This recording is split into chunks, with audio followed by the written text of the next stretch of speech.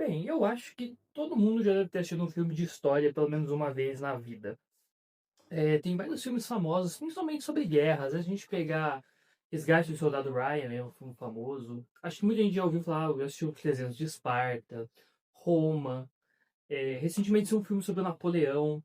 Acho que todo mundo já assistiu barra consumiu alguma coisa de história. Mas eu fico muito triste de parar pra pensar que poucas coisas de história que a gente consome é sobre o nosso país. E toda vez que eu vou assistir alguma coisa sobre história do Brasil, é uma experiência muito enriquecedora. É muito legal ver o nosso país nas telas de cinema, principalmente quando uma obra é bem feita e de muita qualidade. E por isso eu queria falar um pouquinho hoje sobre o filme dos Malês. Recentemente saiu o filme sobre essa revolta de escravizados, que foi uma das maiores é, revoltas de escravizados. E eu queria comentar um pouquinho dela, eu queria contextualizar um pouco o filme, trazer alguns debates, falar o que eu achei, o que eu acho que faltou, e principalmente o que teve de destaque no filme, e discutir um pouquinho sobre questão de africanos escravizados aqui no Brasil. Então, antes de a gente começar, caso você queira ver um resumo muito rápido desse vídeo, eu vou estar deixando um QR Code aqui para você me seguir lá no Instagram ou o link aqui na descrição para você ir lá e tem um Reels sobre o filme dos Malês, que eu deixei alguns pontos de destaque bem interessantes no filme. O Reels é muito mais curto, ele deve ter 1 minutinho e meio, e esse vídeo provavelmente vai ficar muito mais longo, então caso você queira uma versão curta, corre lá para ver. Caso contrário, vamos começar então a falar um pouquinho sobre o que foi a Revolta dos Malês, quem são os Malês e, afinal de contas, o que a gente pode tirar de proveitoso desse filme. Bora lá?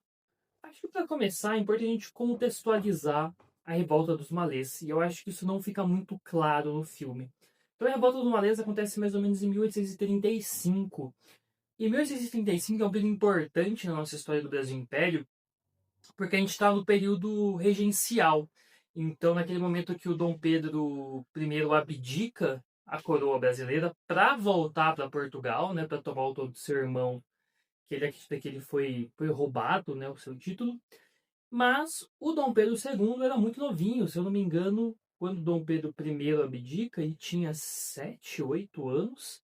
Ele só vai assumir o trono lá para os 15, 14. Então tem um bom período aí que, na verdade, quem vai ficar responsável pelo Brasil vão ser alguns regentes. E esse período vai ser um ótimo momento para vários grupos rebeldes, separatistas e que estão querendo lutar por seus direitos ou mais privilégios aconteçam, porque não tem uma figura central no Brasil como tinha um imperador para ter aquela figura de união. Então, algumas revoltas que vão acontecer durante esse período regencial é a revolta dos farroupilhas, revolta dos farrapos. A gente vai ter também a própria revolta dos malês, né, que a gente está comentando, e mais uma série. São muitas revoltas mesmo que acontecem no período regencial.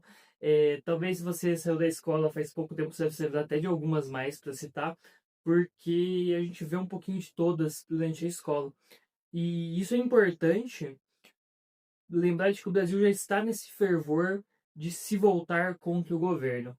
Né? O governo regencial vai ser muito duro com suas penas, porque ele não quer incentivar que outras revoltas aconteçam. Inclusive, vai responder com uma respostas muito duras, né? Com uma mão de ferro muito poderosa o governo brasileiro, e por vezes vai brincar, vai sofrer até de uma estratégia de cobertor curto, né? Então, ao mesmo tempo que está acontecendo revoltas na Bahia, como a dos malês, também vai estar acontecendo revoltas no sul do Brasil, no sudeste, no norte. Então, o governo está sempre tendo que mobilizar muitas tropas para poder lidar com essas revoltas.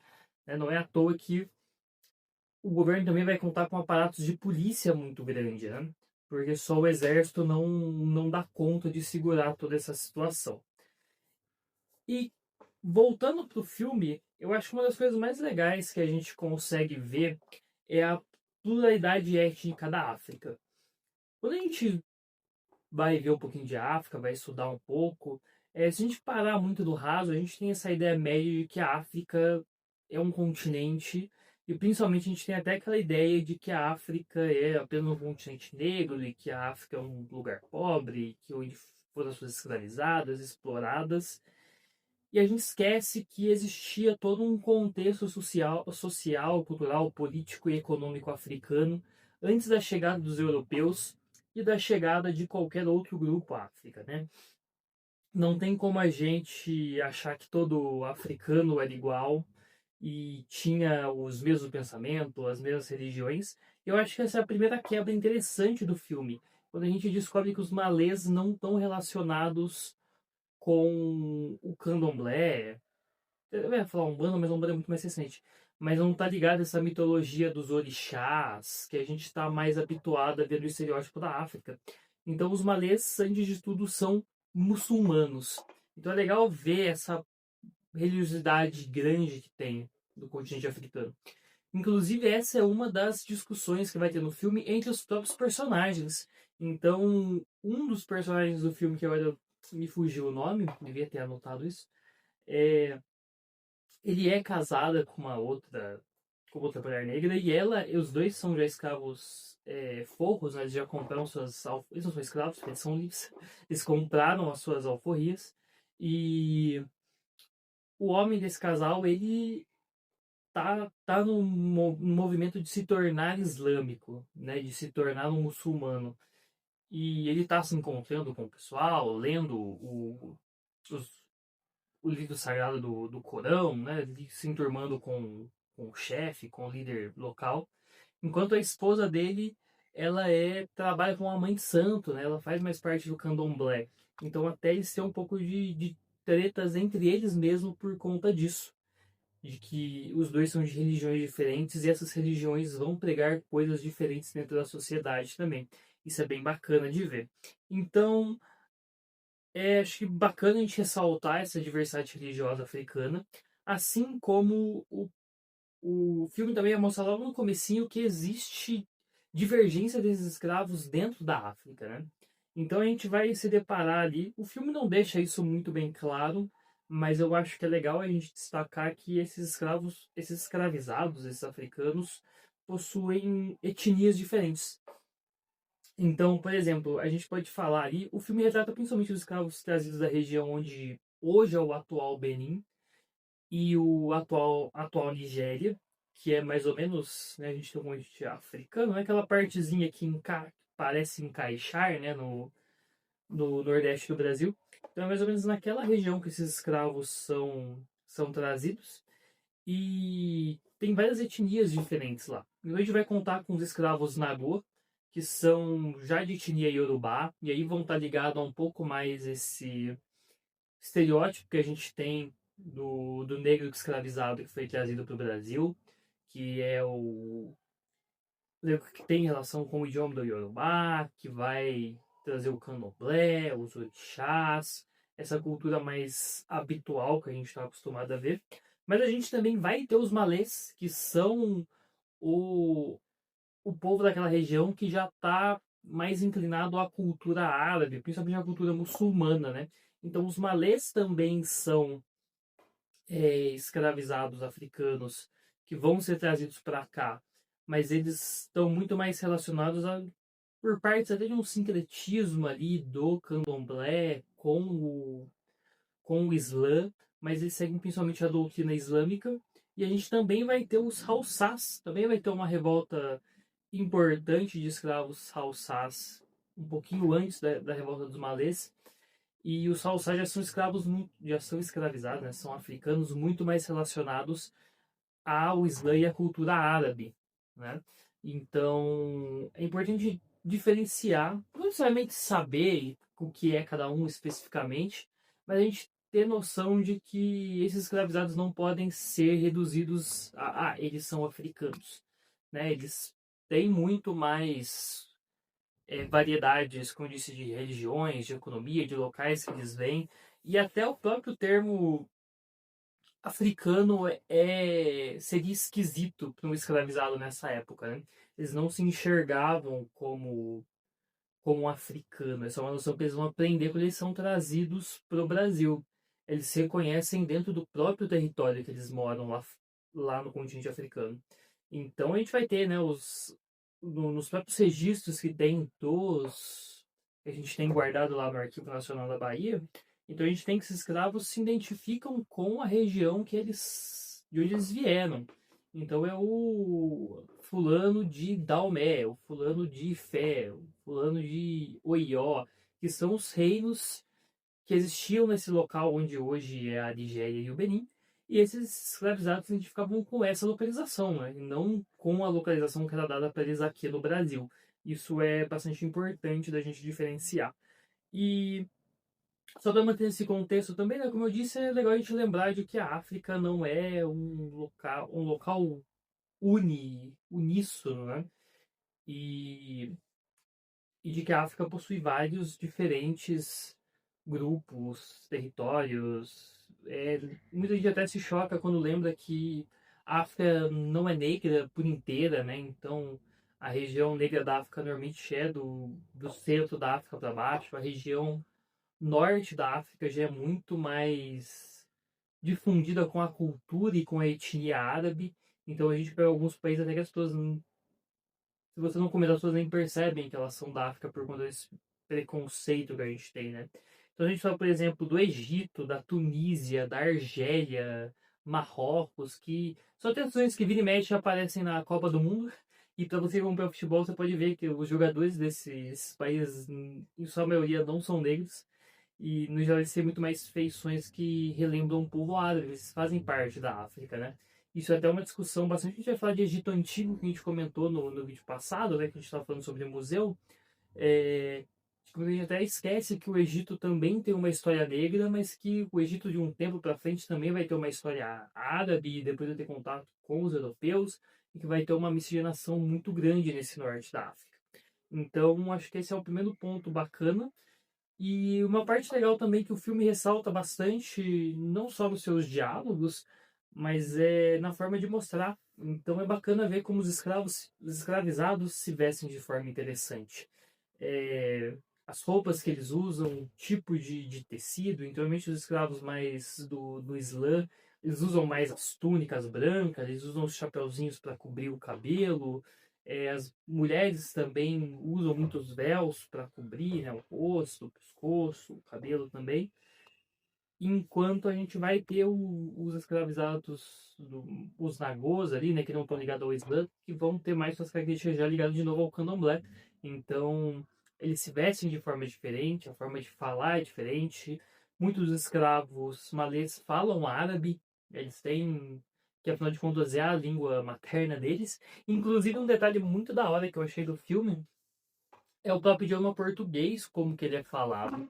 Então, a forma, o sotaque que esses escravizados têm é muito interessante. Até difícil de alguns personagens às vezes entender o que eles falaram, porque eles misturam, né? Como se de fato eles estivessem misturando as palavras do árabe, ou os fonemas do árabe com fonemas portugueses. Às vezes eles têm que forçar algumas letras, algumas sílabas, porque eles não estão acostumados a falar, ou essa pronúncia não existe no idioma nativo deles. Então eu acho bem bacana ver essa diversidade mesmo, né? Se você for assistir o filme, tenta prestar atenção como cada um tem um jeitinho de falar, um jeito de se vestir, de se portar, e está muito relacionado a que grupo étnico essas pessoas estão ligadas. Então, acho que essa é uma parte importante que comentamos bastante aqui, que é sobre essa diversidade da África. Então, acho que é muito importante. O filme, acho que várias vezes um pouquinho mostrar isso, acho que poderia deixar até um pouco mais evidente, talvez, porque ele deixa assim, ele mostra que esses escravos possuem religiões diferentes, né, o idioma, as roupas, mas fica meio a critério do telespectador ir pescando esses detalhes. Por vezes dá a entender só que eles têm divergências entre eles e que não necessariamente eles pertencem a grupos que eram bem distintos entre si na própria África. Agora, indo de fato para a revolta dos escravizados, eu acho que um ponto importante é ressaltar que a revolta dos malês era diferente de muitas outras revoltas que acontecem no Brasil de escravizados, porque era uma revolta urbana. E os escravizados que trabalham na cidade é uma dinâmica muito diferente do que a gente está acostumado de ver de escravos que trabalham no campo. Até porque os escravizados que vão trabalhar, por exemplo, no Nordeste vai ter muitas moendas de café, de as moedas de açúcar, né, os engenhos, e nesses locais os escravos são muito mais afastados uns dos outros, né? Eles vivem com menos contato, eles têm menos oportunidade, muitos escravos não vão frequentar outros locais, outros comércios, não vão ver muitas pessoas diferentes, então acaba que eles meio que têm a vida ali entre eles mesmos. Os escravizados urbanos, normalmente eles são mais livres, né, entre 1 milhão de aspas, porque o escravo urbanamente vai ser o escravo de ganho. Então, às vezes o senhor de escravo vai ter algum produto para vender e o escravizado que vai percorrer a cidade, as feiras para vender isso. Esses escravos muitas vezes são alugados para fazer serviço. Então, alguém quer construir uma casa, ele vai lá e aluga um escravizado de um senhor de escravos para ajudar ele a construir a casa, depois esse escravo volta. E também era muito comum que esses escravizados ganhassem um pouco de dinheiro. Não que fosse muito, mas era possível ganhar e muitos desses escravos conseguiam comprar sua liberdade. Então, depois vou deixar aqui também na descrição os textos que eu usei de fonte para montar esse roteiro. Isso dá um pouquinho mais do assunto. E os autores colocam que um escravizado na Bahia, naquela época, conseguia em 7, 8, 9 anos juntar dinheiro para comprar sua carta de alforria. E, e já uma relação bem diferente. E o Islã também tem uma coisa muito importante que é a leitura e a escrita. Então isso é muito ressaltado no filme também, que é muito legal, que os escravizados vão aprender a ler, eles vão aprender a escrever, principalmente o árabe. Então eles vão se conversar em um idioma e eles vão escrever em uma língua que é muito oposta ao português, né? Pra gente que está acostumado até com o alfabeto mais ocidental que a gente tem aqui, né? Do, do alfabeto padrão que a gente usa. Padrão é uma palavra ruim, mas me fugiu o nome do alfabeto que a gente usa. Não tem nada a ver com o alfabeto árabe, até mesmo com alfabetos dos cirílicos, por exemplo, ainda da Rússia, da Ucrânia, da região dos Balcãs, já muda bastante. Então, esses tratados vão ser muito organizados pelo fato de eles estudarem muito juntos. Eles vão se reunir não só para momentos de religiosos, mas um dos pontos é para estudar, para aprender. E eles vão se firmar muito nas ideias do próprio Corão, né, que é o livro sagrado para os muçulmanos. E eles vão até chegar ao que alguns historiadores vão debater, né, mas a ideia da jihad. Mas não o conceito de jihad que a gente entende hoje em dia, né, dessa guerra santa, que até por conta de ter caído no estereótipo popular devido aos ataques terroristas do final do século XX para o início do século XXI, não tem muito a ver com essa luta de guerra, com essa ideia de travar grandes batalhas, mas a jihad da luta pela fé, né, da luta contra a opressão. O próprio Islã fala muito sobre a liberdade, sobre que um homem não pode se curvar para outro homem, né, que todos são livres e todos têm o seu direito de escolha. E os escravizados vão ter muito contato com essas falas e eles vão também se radicalizar muito por conta disso. Se radicalizar no sentido de se organizarem para lutar contra essa opressão do sistema escravagista, né? E, e aí, para mim, essa é uma parte, tipo, eu dei um chutão na câmera, eu espero que eu não esteja muito torto agora.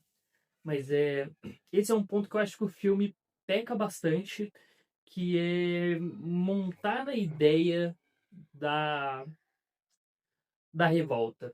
Então, sim, ele vai colocar esse caráter religioso, de que eles estão lutando pela liberdade religiosa deles, e obviamente contra o fim da escravidão, mas o filme junta como se fosse uma grande união dos escravizados.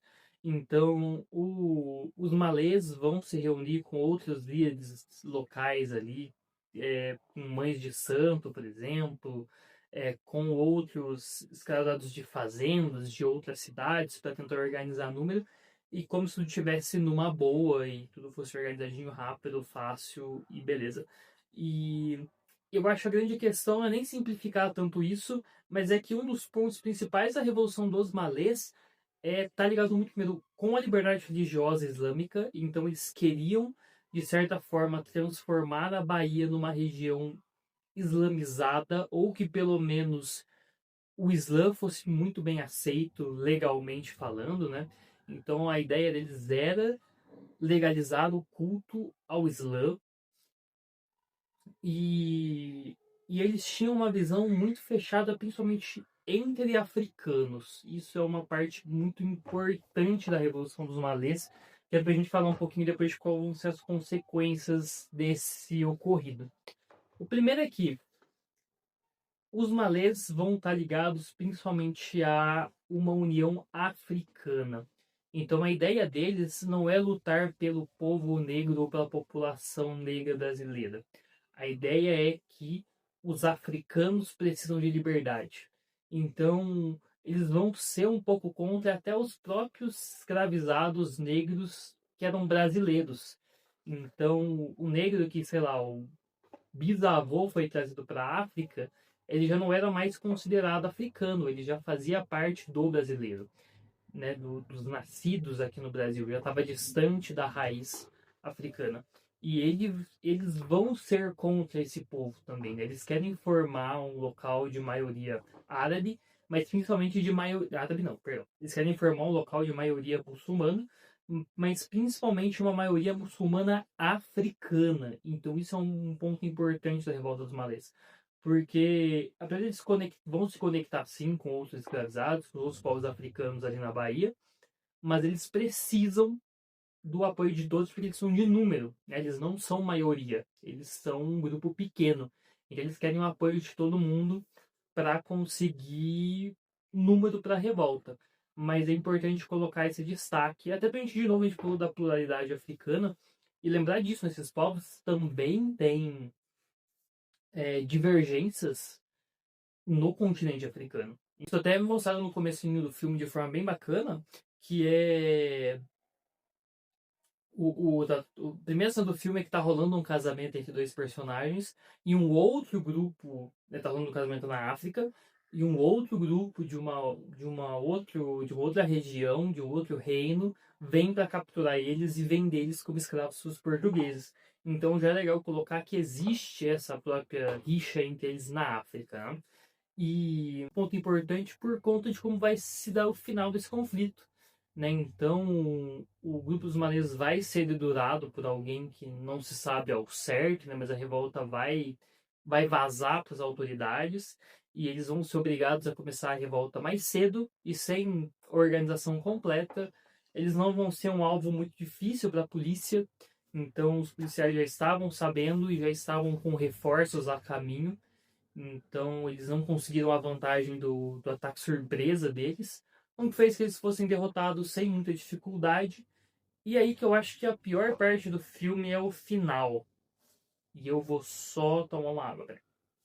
Porque a resolução no final do filme, quando a revolta acaba, mostra alguns escravizados fugindo, alguns escravizados são recapturados. Os que são recapturados normalmente são castigados ali, né? Os líderes vão ser condenados a milhares de chibatadas divididas ao longo de meses, dias, ou vão ser castigados, ou vão ser castigados barra mortos ali no momento do julgamento mesmo. Mas aí entra alguns pontos importantes dessa revolta que vai mostrar muito sobre o Brasil e a gente não pode deixar de comentar. Um deles é que em 1835 tá torando o pau no Haiti. Lembrar que a revolta do Haiti ela é extremamente esquecida e ela é extremamente deixada de lado de propósito, né? O Haiti vai ser a primeira colônia a ter uma revolta de escravizados de largo tamanho, né, de larga escala, que vai funcionar e vai ter sucesso. Então os escravizados no Haiti vão tomar o poder da colônia, vão matar os franceses e vão até de certa forma se vingar de seus donos. Então a revolta do Haiti é uma revolta que gera medo, mas gera medo no continente americano inteiro, porque toda a América vai ter um número de pessoas negras escravizadas muito alta, principalmente nos Estados Unidos e no Brasil. Então eles vão olhar para esse acontecimento no Haiti e eles vão ter um medo desgraçado de que o mesmo aconteça por aqui. Então o Brasil tem um cagaço enorme de que os negros consigam se juntar, consigam formar uma revolta bem sucedida e comece a matar a população branca que morava aqui, principalmente os donos de escravos, claro. E quando a Revolução dos Malês é suprimida pela polícia, ele vai ganhar um grande apoio popular por conta daquilo que eu falei antes. A Revolta dos Malês não é uma revolta de escravizados pela liberdade. Também é isso.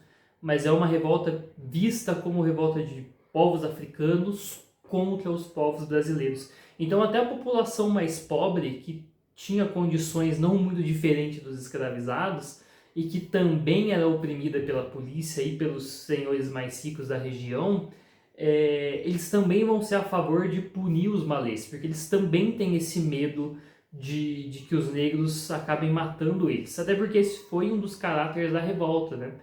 Até uma certa população negra também ficou com um pouco de receio, porque eles não estavam dentro dessa lógica de negros africanos, né? Eles já eram vistos como negros abrasileirados e que os malês também não olhavam eles com bons olhos.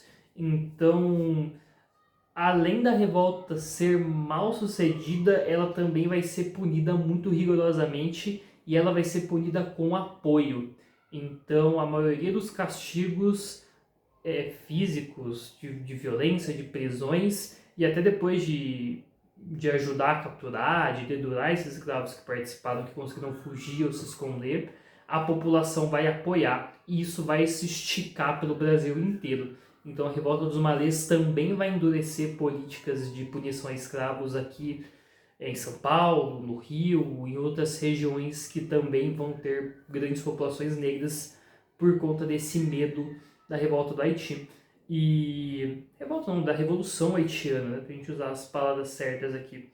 E também vai ter uma política de deportação em massa dessas populações negras para a África. Então, e eu chutei minha cama de novo! Então, até mesmo muitos negros que foram inocentes foram deportados de volta para o Benin, para a Nigéria, porque é ruim que eu falo Benin e Nigéria, porque esses países não existiam naquela época, né? Eles são países muito mais recentes. As populações são deportadas para a África no intuito tanto de diminuir um pouco a população negra do Brasil, e muitas pessoas que foram deportadas por vezes nem eram escravos, já eram muitas pessoas livres. Então, como eu falei, não era tão incomum, não era comum, mas não era tão difícil de acontecer de um escravo conseguir contar sua alforria. E esses escravizados libertos, muitos são deportados de volta, meio na marra, para a África, forçando ligações deles com a revolta dos malês, com violência ou alguma coisa assim do tipo, para tentar fazer uma certa, até uma limpeza étnica de certa forma, assim, para dar uma limpada mesmo na visão da época, claro, de tipo assim, precisamos excluir a população negra do Brasil, tem muitas pessoas negras aqui, então o que dá pra gente mandar embora, vamos mandar embora. E, no entanto, obviamente que isso vai colaborar com uma série de violências, com uma série de preconceitos, e isso também vai ser parte de uma política de embranquecimento do Brasil lá na frente, né, quando a gente vai falar de 1920, 1930, né? A gente começa a falar de algumas, a gente vai começar a falar de algumas políticas eugenistas já de embranquecimento do Brasil. Então a gente vê que desde cedo há esse desejo de uma certa elite brasileira de mandar as populações negras que foram trazidas à força e com muita violência aqui para o nosso país de volta para a África. Bem, acho que no geral era um pouquinho disso que eu queria comentar do filme.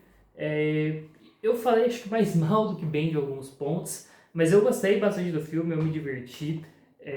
Eu acho que alguns pontos históricos poderiam ser melhor e alguns pontos da trama narrativa poderiam ser melhor também. Eu acho que o filme perde muito tempo com algumas besteirinhas.